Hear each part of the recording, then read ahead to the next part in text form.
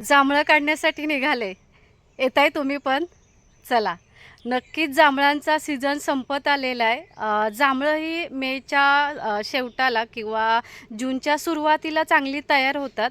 तर चांगली तयार झालेली आहेत, पण परवाच्या वादळी पावसाने पूर्णपणे जांभळीवरची जांभळं खाली गळून पडलेली आहेत. तर जी आता राहिली आहेत, ती आम्ही काढायला निघालोय. बघूया चला किती भेटतात ते.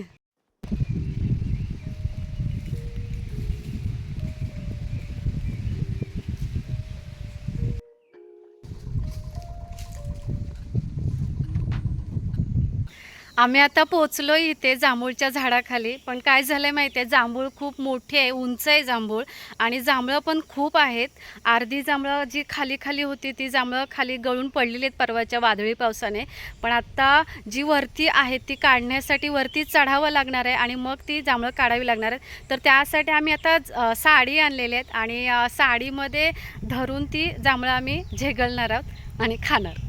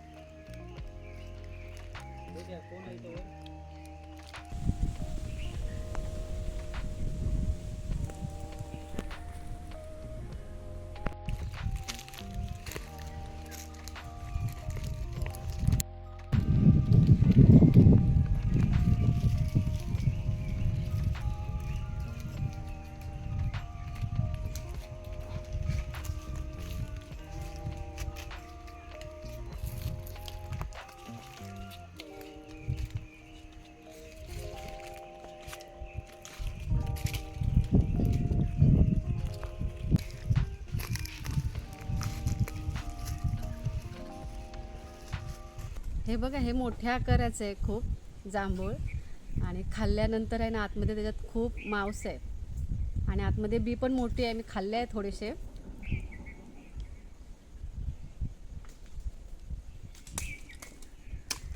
गोड पण खूप आहेत. छान लागतं एकदम. बी पण मोठी आहे एकदम.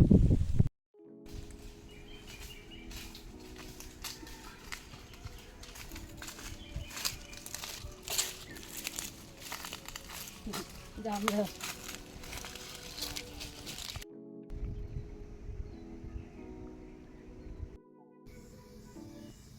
जांभळं काढून झालेले आहेत आणि खूप जांभळं मिळाली आम्हाला. आणि जांभळीच्या झाडाखाली ज्या बिया पडल्या होत्या, जांभूळ पडले होते, ते सुद्धा मी जमा करून घेतलेत. कारण त्या बियांची मी पावडर बनवते. तर आता जांभळं जाऊन आम्ही घरी खाणार आणि तुम्ही पण या जांभळं खाण्यासाठी.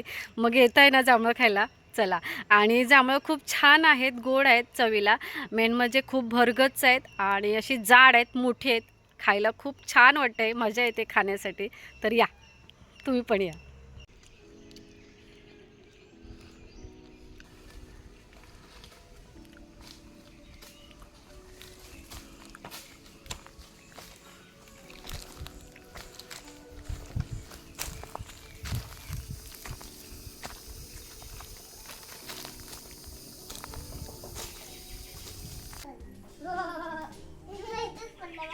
गेला.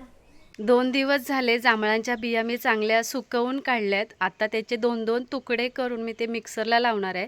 त्याची पावडर बनवणार आहे. ही पावडर आपल्या शरीरासाठी खरंच खूप चांगली असते. आपल्या शरीरात जर समजा साखरेचं प्रमाण वाढलेलं असेल तर ते कमी करण्यास मदत करतं. त्यामुळे मी आता त्याची पावडर बनवणार आहे.